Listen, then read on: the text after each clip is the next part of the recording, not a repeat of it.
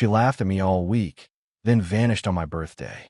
Instagram found her first. Resort pool, cocktails, his arm around her chair. 2 hours later, her boss called me. Not to apologize, to panic.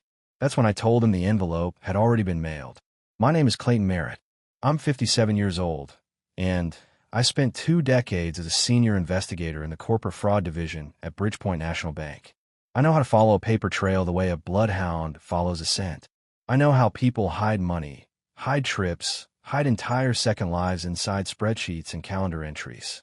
I built a career on that. And somehow, I told myself it didn't apply at home. The week before my 57th birthday, Nadine started in again. It was small stuff at first. A comment at dinner about how I never went big for anything. A remark to her sister on the phone, loud enough for me to hear, about how I was the kind of man who'd give you a gift card and call it thoughtful. She laughed when she said it. Her sister laughed too. I stood in the kitchen doorway listening, and I nodded to myself the way you nod when you finally accept something you already knew. By Thursday, she wasn't even bothering to lower her voice. 29 years, she said over her coffee, not looking up from her phone. And you've never once done anything that actually impressed me. I poured myself a cup, sat down across from her, and said nothing. That was my answer. Silence. Saturday morning, my birthday, I was up at 5:30. I fed Duke, our 9-year-old lab, who looked up at me with those steady amber eyes like he understood the whole situation better than anyone. I made eggs.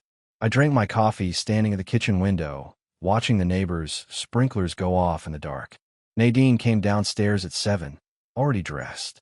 New outfit, heels, hair done, a cloud of perfume she only wore when she wanted to feel like someone else. Don't wait up, she said, pulling on her jacket. I'm going to Kristen's. Girls thing. She didn't say happy birthday. She didn't look at me. She just picked up her keys and walked out, and the door clicked shut behind her like a period at the end of a sentence she'd been writing for years. I stood there for a moment. Then I walked to my home office, unlocked the bottom drawer of my desk, and pulled out a manila envelope I'd been building for 14 months. I sealed it with packing tape. I wrote the address by hand. I walked it to the mailbox at the end of the driveway, slid it in, and raised the flag. Then I came back inside, refilled my coffee, and sat down to wait. By noon, my phone buzzed. A notification from Instagram. Nadine had posted. I opened it. There she was, poolside at the Clearwater Palms Resort, 70 miles away, in a white sundress I'd never seen before. Beside her, arm draped across the back of her chair like he owned the furniture, was Derek Payne, her work husband, director of regional accounts, 12 years younger than me, 6 inches shorter, and apparently very good at expense reports. The caption read, "Finally living like we deserve it." Sunglasses emoji. Champagne glass emoji. I didn't like the post. I didn't comment. I put the phone face down on the kitchen table, picked up my fork, and finished my eggs. 2 hours later, my phone rang. Unknown number. I let go to voicemail. Then it rang again. This time I recognized the prefix. It was Veridan Pharma's corporate line. Nadine's company. I answered. The voice on the other end belonged to Russell Holt, CEO, and he did not sound like a man calling to wish me a happy birthday. He sounded like a man who just opened something he couldn't close back up. Russell Holt's voice had that particular quality I'd heard 100 times in my career. The voice of a man who just realized the floor wasn't where he thought it was. "Mr. Merritt," he said, "I'm going to be direct with you. We received a submission this morning. A compliance disclosure packet. It's addressed to our VP of Internal Ethics and marked urgent. I've been briefed on the contents, and I need to ask you point blank. Did you compile and submit this document?" I leaned back in my chair. Duke had settled at my feet, chin on my shoe, watching me with that calm he always had. "I did," I said. A beat of silence. Then Russell said, "I see." He wasn't angry. That was the interesting part. He was the kind of man who understood, on a gut level, when he was talking to someone who knew exactly what they were doing. 30 years running a pharmaceutical distribution company teaches you to recognize precision. "Can you tell me," he said carefully, "how long you've been gathering this material?" 14 months, I said. Another pause. "That's thorough." "That's my job," I told him. He asked me to stay available. I told him I had nowhere to be. We hung up. I sat for a moment looking at the kitchen wall. Then I called Grant Donovan, my attorney, and left him a message letting him know the envelope had been received. What was in that envelope had taken me the better part of a year to build. As a senior investigator at Bridgepoint National Bank, I'd spent my career tracing money through systems designed to obscure it. Shell transactions, mislabeled disbursements, invoices for services that never existed. I knew every trick. And when I started quietly looking at Nadine's professional world 14 months ago, I found that the tricks she and Derek Payne had been using weren't even sophisticated. They were lazy. The kind of lazy that happens when nobody's watching. Except someone was watching. The core of it was simple. Derek Payne, director of regional accounts at Veritin Pharma, had been rerouting discretionary client entertainment funds through a series of mislabeled budget lines. Conference fees logged as client dinners. Travel expenses filed as staff development. A spa weekend in Scottsdale relabeled as a territory review summit. And Nadine, as director of pharmaceutical sales for the Southeast region, had been the one authorizing the reclassifications on her end. What made it worse, what turned a disciplinary matter into a full compliance crisis, was that this hadn't started with Derek.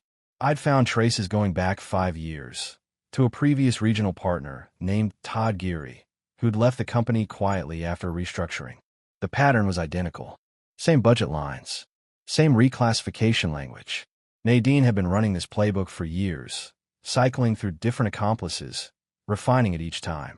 Derek was just the current version. And then there was Nolan Graves, Derek's inside man in accounting. Nolan had been quietly adjusting approval timestamps and swapping document file names in the shared drive, so nothing flagged during quarterly reviews. I'd found him through a metadata inconsistency, a file modification timestamp that didn't match the submission log. 7 seconds of sloppiness across 14 months of otherwise careful work. That's all it took. I'd included Nolan's name and a full documentation trail in the packet. Section 4, clearly labeled. By 3 in the afternoon, I had 3 more calls. The first was from Vincent Archer, Veritin's VP of Compliance, who wanted to verify the chain of custody on my audio files. I walked him through it methodically. He thanked me with the controlled politeness of a man who had a very long evening ahead of him. The second call was from Grant Donovan, returning my message. I briefed him on the morning. He told me the financial account closures had processed without issue. I'd initiated the joint account separation 8 months ago through the bank's standard spousal asset restructuring protocol. Perfectly legal. Time to complete on this specific date.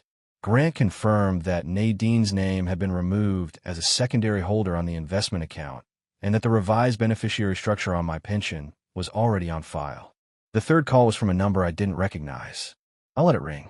Then a text came through. It was from Derek Payne. We should talk before this gets out of hand. I think there's been a misunderstanding. I read it twice. Set the phone down. Opened the voice memo app. Picked the phone back up and called him. He answered on the second ring, already talking fast, already trying to sound reasonable. I let him go for about 90 seconds. He used the word misunderstanding for more times. He implied that Nadine had pressured him. He suggested that both sides had contributed to the situation. He mentioned that he had a family. I said, Derek, I'm going to stop you there. He stopped. Everything you just said, I told him, is now recorded and time-stamped. If you'd like to make a formal statement, I'd suggest doing it through your attorney. Don't call this number again. I ended the call. Saved the file. Added it to the folder on my desktop labeled supplemental. Duke looked up at me from the floor. Good dog, I said. He wagged once and put his head back down. I got the call from Veritin's corporate travel insurance division the next morning at 8:47. The woman on the line was professional, measured, the kind of voice that belongs to someone who spends their days delivering bad news with clinical precision. She identified herself as an investigator from Callaway Risk Management, the firm that underwrote Veritin's commercial travel and entertainment policy. She told me they'd received a disclosure packet the previous day and had spent the evening reviewing it against their claims database. What they found, she said, matched across 14 separate claim filings over the past 3 years. I already knew that, but I listened anyway, because sometimes the most useful thing a man can do is let other people confirm what he already knows. After the call, I poured a second cup of coffee and pulled up the tracking app on my phone. The app was linked to the GPS tag I placed, legally, as it was a jointly owned vehicle, on Nadine's car 7 months ago. According to the log, her car was still at the Clearwater Palms Resort. She hadn't left. That told me she didn't know yet. Or she knew and was paralyzed. By 10:15, I had my answer. Her first call came in at 10:22. I watched the screen light up. Let go to voicemail. She called again at 10:28. Then texted, Clayton, call me right now. Then, 2 minutes later, the cards aren't working. What did you do? I set the phone face down on the desk and went to check the mail. What Nadine was discovering at that resort was something I'd engineered carefully over 8 months. Our joint checking account had been restructured under a spousal asset separation protocol. Perfectly standard, perfectly legal, that I'd initiated the previous February through Bridgepoint's own internal procedures. I knew the process inside and out. The joint investment account had been similarly restructured, with my contributions, which represented 83% of the total balance based on documented income records, moved to a separate account in my name. Her remaining portion sat in a holding account pending the divorce proceedings I'd already filed 3 weeks prior. Her platinum card, which ran through the joint account, was dead. Her backup card, also connected to joint credit, was dead. The corporate card she used for Veritan expenses was, by now, almost certainly frozen by Russell Holt's team. She was at a luxury resort with no working cards and a man who was about to face his own set of very serious problems. She called 4 more times before noon. The last one she left a voicemail. Her voice was controlled, but barely. She said she needed to talk to me, that there had been a massive misunderstanding, that whatever she'd heard, she could explain. She said the word explain 3 times. I didn't call back. What I did instead was drive 40 minutes to Grant Donovan's office and spend 2 hours reviewing the divorce filing strategy. Grant was methodical and calm, which was why I'd chosen him. He confirmed that the financial separation I'd executed was airtight. He also brought up something I hadn't anticipated. Nadine's attorney reached out this morning, Grant said, sliding a printed email across the desk. Brenda Sutton. She's filing a motion to freeze your accounts pending equitable distribution review. I read the email. On what grounds? She's claiming you acted unilaterally without disclosure. I looked up at him. I used the bank's standard spousal asset restructuring protocol. Every document was filed through proper channels. She had joint access to all account notifications. Grant nodded. I know. The motion won't hold, but it tells us something interesting. She already had an attorney ready. I said. Retained 8 months ago, Grant said. Brenda Sutton's office confirmed the engagement date when I called to introduce myself. I sat with that for a moment. Nadine had been planning this, too, just not as carefully and not as early. I'd filed 3 weeks ago. She'd retained an attorney 8 months ago and done nothing with it. That was the difference between someone who intends to act and someone who actually does. On the drive home, my phone rang. Dana Payne. I answered. Dana's voice was quiet and tight.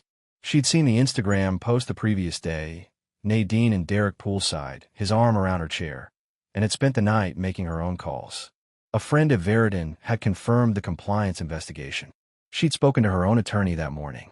I just want you to know, she said, that I'm not angry at you. I think what you did took real nerve. I did what needed doing, I said. Derek called me last night trying to spin it, she said. He said Nadine had pressured him, that it wasn't what it looked like. He said the same thing to me. I told her.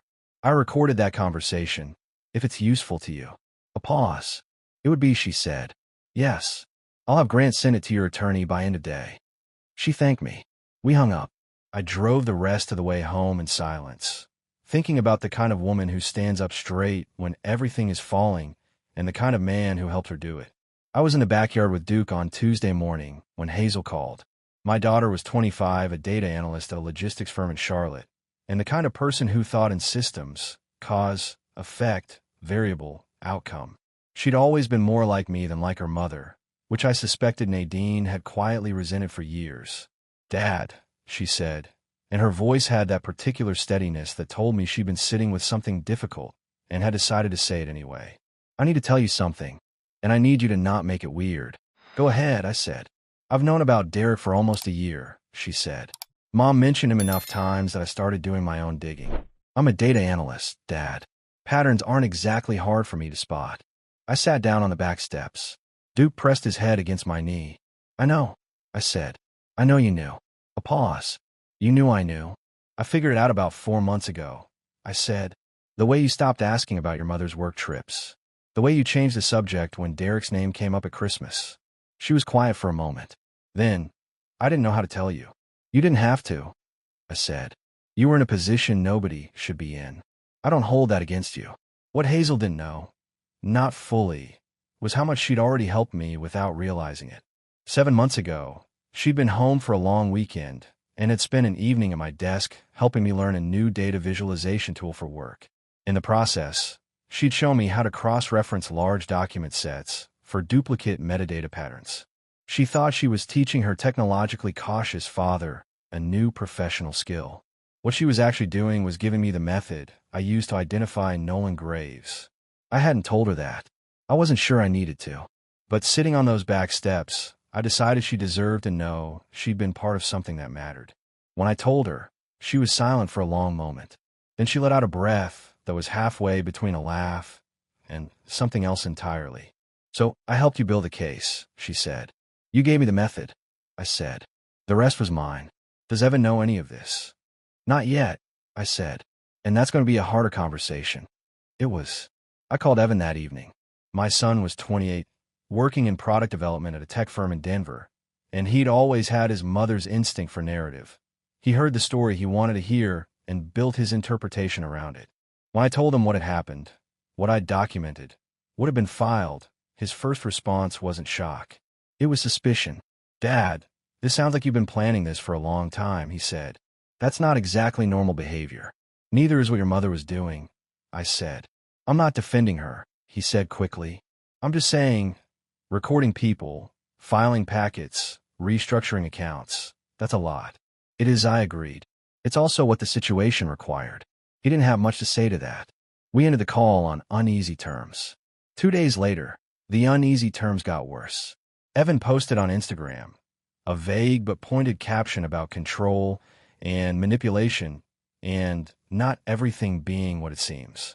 His followers were mostly friends and colleagues, but the implication was clear enough to anyone who knew the context. I read the post once, then called Hazel. I saw it, she said before I could speak. Leave it, I said. He'll figure it out. He always does eventually, she said. He's just slower than he thinks he is. That same afternoon, I got a call for Vincent Archer, Veridan's VP of Compliance. The internal investigation had been formally opened. Derek Payne had been suspended pending review. Nolan Graves had been placed on administrative leave. And Derek, Vincent told me, had submitted a written statement to HR claiming that Nadine Merritt had used her seniority to pressure him into the financial arrangements, and that he had felt unable to refuse. I listened to all of it without interrupting. When Vincent finished, I said, Is that on record? It's a formal HR submission, Vincent said. Good, I said. Make sure it's dated and preserved. It's going to be relevant. I already knew what Derek was doing. It was the oldest play in the book. When the walls close in, point at someone else, and call yourself the victim. The irony was that his statement, intended to shift blame, had actually confirmed the core of everything I'd submitted. He just put his own signature on the timeline. Some men never learn that the cover-up is always worse than the crime. Derek Payne was apparently one of them. I've worked in financial investigation long enough to know that once a document leaves your hands, you stop controlling it. You can aim it carefully, follow properly, structure it so the impact lands where you intend, but the downstream effects belong to the current, not to you. By Thursday, the current was moving fast. I found out about the employee forum through Lester Crane. He'd sent me a text at 6:40 in the morning that said simply, "You should look at this," followed by a link. Lester was 45, former senior account coordinator at Veridan Pharma, and one of the sharper people I'd ever met in a professional context. Nadine had pushed him out 18 months ago during a departmental restructuring she'd engineered, what she called a strategic reallocation of talent resources, what Lester had called getting walked to the door because he'd flagged an expense irregularity she didn't want flagged. We'd been introduced through a mutual contact 7 months after that. He'd shared what he knew. I'd incorporated it, properly attributed, into the documentation I sent to Veridan. The forum he'd linked was an off-site message board. Not official Veridan property, technically unaffiliated, the kind of platform HR departments pretend doesn't exist, and employees used to say the things they won't put in writing anywhere traceable. The top thread had been live for 14 hours. The title, Director of Sales. Remember the name. I read through it on my laptop over coffee. It was not kind. Screenshots of Nadine's Instagram posts. The resort photo, the champagne, the caption about deserving it, alongside printed excerpts from what appeared to be internal expense logs. Someone had done their own digging, or had access I didn't know about. The thread had over 240 replies. Several came from people I recognized by username, from Lester's descriptions. A few came from names I didn't recognize at all. Near the bottom, one post stopped me. The username was inactive. No profile photo. No post history beyond this single entry. The text read, "She told me I lack the polish to represent a brand. Some of us just represent something different." I knew who that was.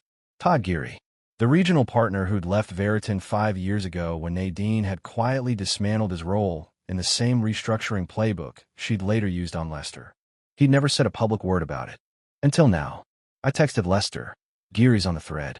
Lester replied within 30 seconds. "I saw." He waited a long time. "Some men do," I typed back. "Doesn't make them wrong." I closed the laptop and called Grant. I wanted to make sure the forum activity didn't complicate our legal position. Grant confirmed it didn't. The thread contained no material from my submission, and anything posted there was independent third-party commentary. Our filings were clean. That afternoon, Nadine finally came home. I heard the car in the driveway at 2:15. I was at my desk. Duke lifted his head, listened, then put it back down. I didn't move. She came through the front door without knocking, which was still technically her right since the divorce hadn't been finalized. I heard her set her bag down in the hall, heard the deliberate click of her heels on the tile. Then she appeared in the doorway of my office. She looked composed. That had always been her first defense. Composure is armor. But I'd spent 29 years learning to read the gap between what Nadine showed and what Nadine felt, and the gap that afternoon was wide. "I'd like to know," she said, "exactly what you thought you were doing." I leaned back in my chair. "I filed a compliance disclosure with your employer. I separated the joint accounts according to applicable law, and I filed for divorce 3 weeks ago. Your attorney has the paperwork." Her jaw tightened slightly. "You had no right to go to my company. Your company's ethics policy," I said, "gives any individual with documented evidence of financial misconduct the right to submit a formal disclosure. I helped write a similar policy for a bank client 4 years ago. The language is standard." "This was personal," she said. "This was about us." "It stopped being just about us," I said, "when company funds started paying for your weekends." She took a step into the room. "Derek told HR," I pressured him. "That's going to come back on you." "Derek's statement corroborates my timeline," I said. "Whatever he intended it to do, that's what it does." She stared at me for a long moment. Something moved through her expression. Not remorse, exactly. More like the recalculation that happens when a plan fails and you're trying to build a new one in real time. "Clayton," she said, and her voice dropped a register. "We've been together 30 years. 29, I said. "And yes, I'm aware." She left 20 minutes later. Didn't take anything. Didn't say goodbye to Duke. The door clicked shut behind her the same way it had on my birthday morning, except this time it felt like a different kind of ending. A cleaner one. 3 weeks before my birthday, I'd stood at a podium in a Marriott conference room in Cincinnati and delivered a 40-minute presentation to a regional compliance professionals association on the topic of documentation integrity in internal investigations. I hadn't mentioned Nadine. I hadn't mentioned Veriton. I hadn't mentioned any of the 14 months of work sitting in a folder on my desktop. I'd spoken in general terms about methodology, about the importance of clean metadata chains, about how most corporate fraud cases fail not because the fraud was sophisticated, but because the response wasn't. About 60 people had been in the room. 12 of them, I would later learn, worked in industries adjacent to pharmaceutical sales. 3 of them knew people at Veriton. I found out about the ripple effect from an unexpected source. Lester forwarded me a LinkedIn message he'd received from a woman named Patricia Odom, a compliance manager at a competing pharma distributor, who'd attended my presentation and recognized my name when it appeared in connection with the Veriton investigation. Patricia told Lester that my talk had prompted her team to run an internal audit of their own discretionary accounts. They'd found irregularities. I wasn't responsible for that. I also wasn't surprised by it. The more immediate effect of the conference was closer to home. Vincent Archer, Veriton's VP of Compliance, had apparently mentioned to Russell Holt that the submission they'd received bore structural similarities to a framework presented at the Cincinnati conference. Russell had pulled the presentation notes and read them. He called me Thursday afternoon. "I have to ask," Russell said. "Did you design that presentation knowing this was coming?" "I designed it because it was accurate," I said. "The timing was mine to manage." A pause. "You know," he said, "I've been in this industry since before your wife joined the company. I've dealt with compliance issues of every kind. What I haven't seen before is someone this prepared." "With respect," I said, "you probably have. You just didn't know it at the time." He was quiet for a moment. Then, "We're going to need to restructure the sales leadership position. The ethics and compliance framework around it is going to require significant work. Your name has come up internally as someone who could consult on that process." I didn't answer immediately, not because I was surprised. I thought this was possible, but because I wanted to think it through clearly before I said yes.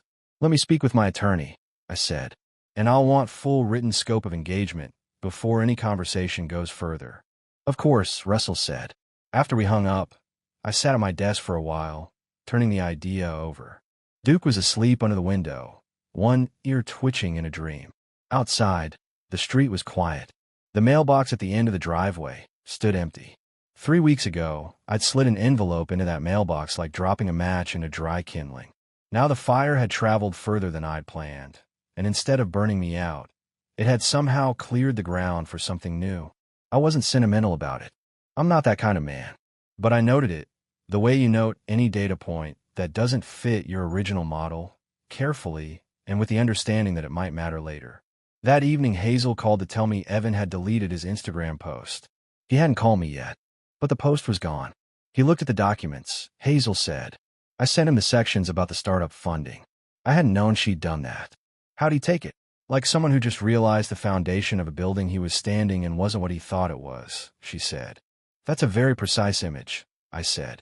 I'm a data analyst, she said. Precision is the job. Grant Donovan called me on a Friday morning with the kind of measured enthusiasm attorneys allow themselves when something goes better than expected. The motion to freeze your accounts has been denied, he said. Judge ruled this morning. Brenda Sutton filed a supplemental argument claiming procedural misconduct in the asset restructuring. The judge found it had no merit. Your documentation held. I was standing at the kitchen counter making toast. Duke was watching me from his spot by the back door with a particular attention he reserved for mornings when food was involved. What's Sutton's next move? I asked. She'll push for equitable distribution review, Grant said. Standard play. She'll argue that the separation of the investment account was disproportionate. We have the income documentation to counter that, but she'll make it take time. That's fine, I said. We have time. What we also had, as of that same morning, was something I hadn't anticipated, a gift from Nadine's own carelessness.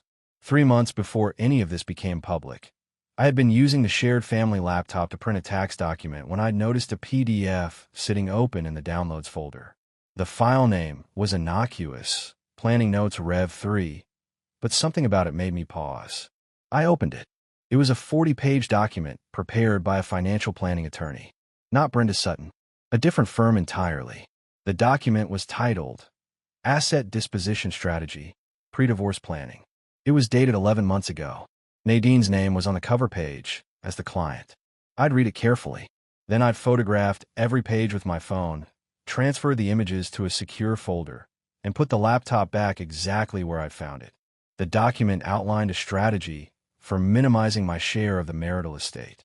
It included proposals for reclassifying certain jointly acquired assets as Nadine's separate property, using creative attribution of her professional contributions to inflate her claim on the investment account, and, most relevant, transferring a portion of shared equity in our vacation property in Michigan to Evan's name before filing, thereby removing it from the marital estate. She hadn't executed that last piece, but she'd intended to. And now it was in my folder, dated and photographed, ready to be introduced the moment Brenda Sutton started making arguments about equitable conduct. I told Grant about it on the call. There was a brief silence. You've had this for 3 months, he said. I wanted to see if she'd follow through on the transfer, I said. She didn't move fast enough. Another pause. Clayton, is there anything else you have that I don't know about? Probably, I said. I'll send you the full inventory this afternoon. He laughed, short, dry, the laugh of a man who was simultaneously exasperated and impressed. Please do. The Michigan property came up again 2 days later, this time in a different context. Nadine had called Evan over the weekend, and whatever she told him had apparently included a version of the pre-divorce planning that cast the Michigan transfer as something she'd been doing for the kids, a gift, a legacy, a motherly gesture. Evan had called me Sunday evening, cautious but curious. She said the cabin was going to be split between me and Hazel. He said that she'd been working on it for a while. She had been working on it. I said, I have a planning document. It was a legal strategy to remove the property from the marital estate before filing. Your name was going to be on the deed. You would have been an unwitting participant in an asset concealment scheme. Silence. The intent, I continued, was to make it look like a gift while using it to reduce what I'd receive in the divorce. If it had gone through, you could have faced legal complications as a named party. Another long silence. She didn't tell me any of that. Evan said quietly. No, I said. She wouldn't have. By Monday, Evan had called Hazel. By Tuesday, Hazel had called me to say that Evan wanted to see the full documentation. I told her to give him my number and let him come to it on his own terms. He called Wednesday morning. We talked for an hour.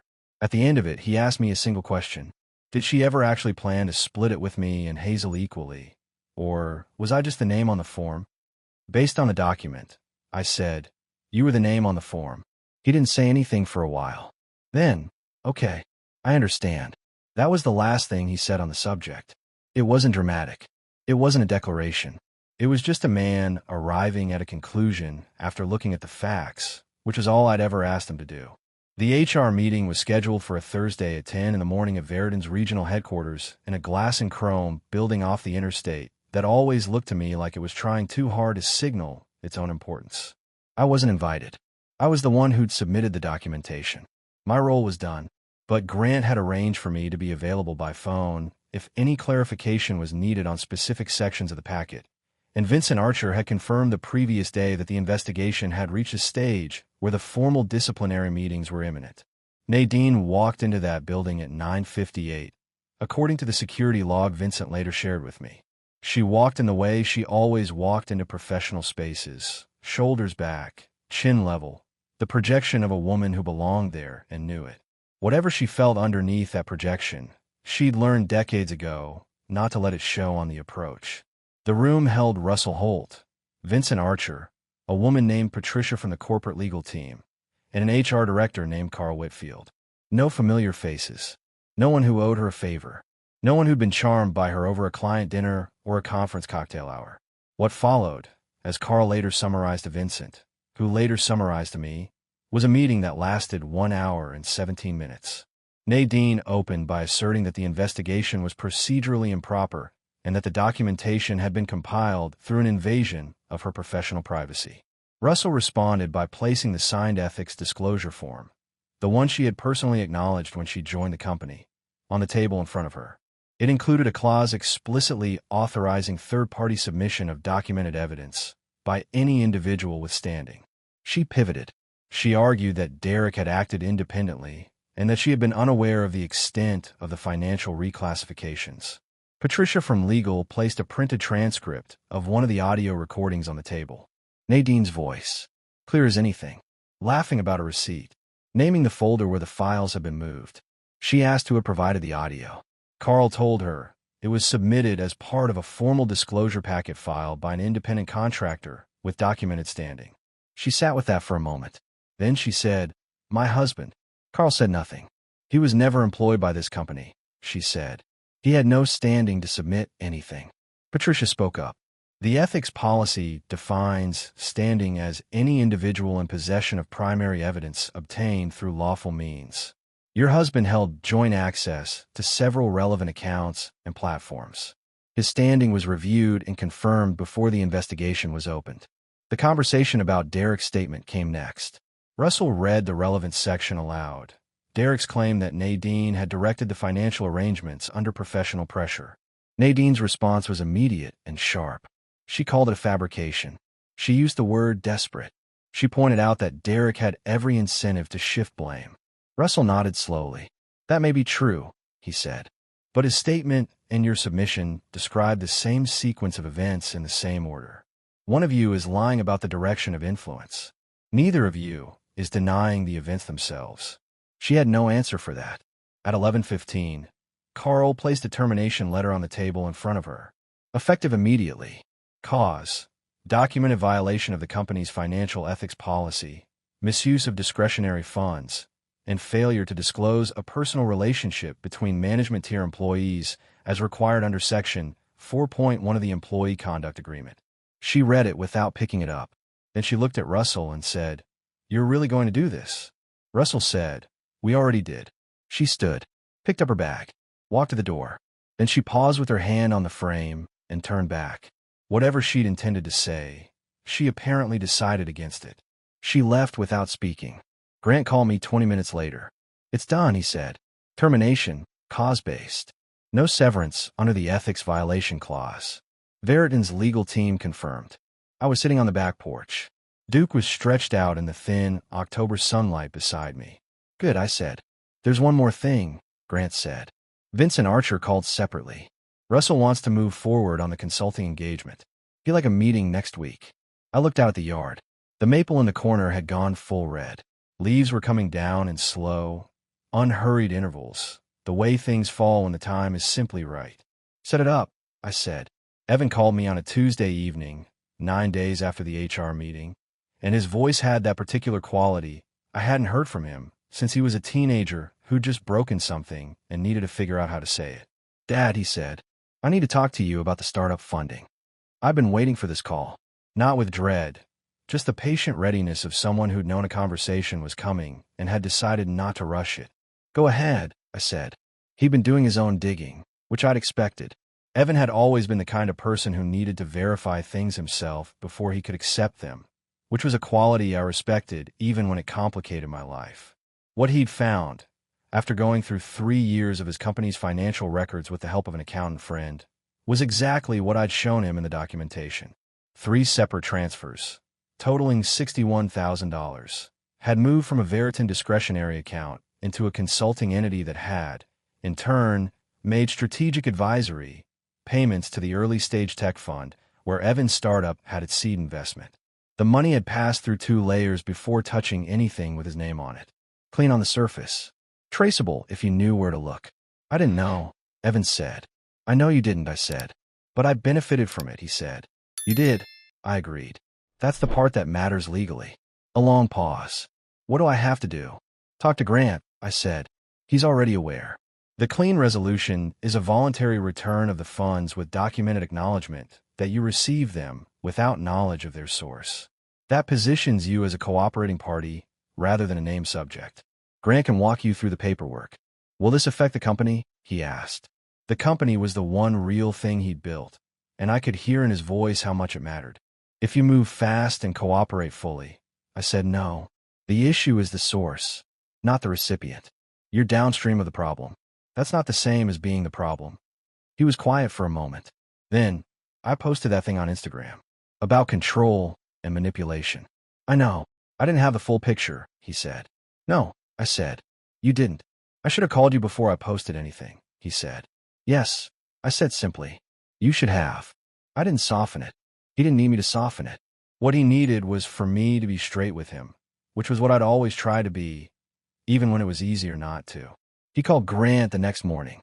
By Friday, the voluntary restitution documentation was drafted. Evan signed it, returned the funds through proper channels, and received a written acknowledgement from Veriton's legal team confirming his status as a non-culpable downstream recipient. The matter was closed as far as he was concerned. The day after Evan signed the papers, he drove from Denver to stay with me for a long weekend. He didn't say much when he arrived, just put his bag in the guest room, came downstairs, and helped me stack firewood on the back porch for 2 hours without being asked. Duke approved of the visit immediately and refused to leave Evan's side for the entire weekend. On Saturday evening, we sat on the back porch with 2 mugs of coffee and watched the last of the daylight leave the yard. The maple had dropped most of its leaves by then. The yard was covered in red and gold, and neither of us was in any hurry to talk. Eventually, Evan said, "She was going to put my name on that deed and never tell me what it meant." "That's what the document shows," I said. He turned his mug in both hands. You knew about the startup funding when I posted that thing. You didn't say anything. I wanted you to come to it yourself, I said. He nodded slowly. That's a patient way to do things. It's the only way I know, I said. He stayed through Sunday. When he left Monday morning, he shook my hand at the door, firmly, the way men do when they mean it, and said, I'm sorry it took me this long, Dad. You got here, I said. That's what counts. The divorce was finalized on a Wednesday in late November, 4 months and 11 days after I'd walked that envelope to the mailbox on my birthday morning. Grant and I sat on one side of a long conference table. Brenda Sutton and Nadine sat on the other. The mediator was a retired judge named Patricia Callahan, who had the kind of calm that comes from having seen every variety of human conflict and emerging unimpressed by all of them. Nadine looked composed. I'll give her that, even now. She sat straight, hands folded, a woman who'd built her entire professional identity on projection and wasn't going to abandon it in a conference room. But the numbers on the table didn't care about projection. The investment account had been separated along documented contribution lines. 83% to me, 17% to her, based on income records going back to the account's opening. Brenda had fought it. Patricia had reviewed the documentation and ruled it appropriate. The Michigan cabin, the one Nadine had planned to transfer to Evan's name, was determined to be a jointly acquired marital asset, split equally. My half was assigned to Evan and Hazel through a transfer I initiated immediately after the finalization. Nadine's half went to a holding trust pending her decision. Her attorney had already indicated she intended to sell. The pre-divorce planning document, the 43-page strategy memo from Nadine's other attorney, had been introduced during mediation as evidence of intent to conceal. Patricia had noted it in her record. Brenda had objected strenuously. The objection was noted and overruled. Nadine's severance from Veriton had been voided under the ethics violation clause, which she'd signed and acknowledged when she joined the company. Her stock options, 3 years of vested equity, had been canceled under the same clause. Her IRS filing for the previous 2 years was under review, because 4 of the reclassified corporate expenditures had passed through structures that intersected with her personal tax returns. Her accountant was dealing with that, presumably not happily. When the finalization was complete, Nadine stood, picked up her bag, and looked at me across the table for a long moment. You planned this for a very long time, she said. You gave me a very long time to plan, I said. She left without responding. On the drive home, I called Hazel. She answered on the second ring. It's done, I said. Good, she said. And then, after a pause, how do you feel? I thought about it honestly. Outside the car window, the highway ran straight and gray through bare November trees. The sky was low and white, the kind that promises snow before evening. Like a man who did what needed to be done, I said, and is ready to do the next thing. 3 months later, I accepted a formal consulting engagement with Veriton Pharma as a compliance architecture advisor. The scope was narrow and fully disclosed. I had no operational authority, no access to personnel records, and no involvement in any proceedings still connected to Nadine. What I had was a mandate to review their discretionary fund oversight framework and recommend structural changes that would prevent the same vulnerabilities from being exploited again. I spent 4 months on it. The final report ran 81 pages. Russell Hull called it the most useful document his compliance team had ever received and asked if I'd consider a second engagement reviewing their vendor ethics protocols. I told him I'd think about it. I was already thinking about it. Grant called the following week with one last piece of news. Brenda Sutton had submitted a final inquiry on Nadine's behalf, asking whether I'd be willing to waive the IRS referral in exchange for a clean settlement signature on one outstanding property item. I asked Grant what he recommended. The IRS referral was made by Veriton's legal team, Grant said. It's not yours to waive. That's what I thought, I said. Tell her we can't help. Duke was asleep under my desk when I hung up. Hazel was coming for Christmas. Evan had called twice that week just to check in, something he hadn't done in years. Outside, the first real snow of December was coming down soft and steady, covering the yard, the driveway, the mailbox at the end of the walk. That mailbox. I looked at it for a long moment through the window. For months ago, I'd raised its flag like a man sending a verdict. Now it just stood there, ordinary and quiet, doing what it was built to do. Some things don't need a monument. They just need to work.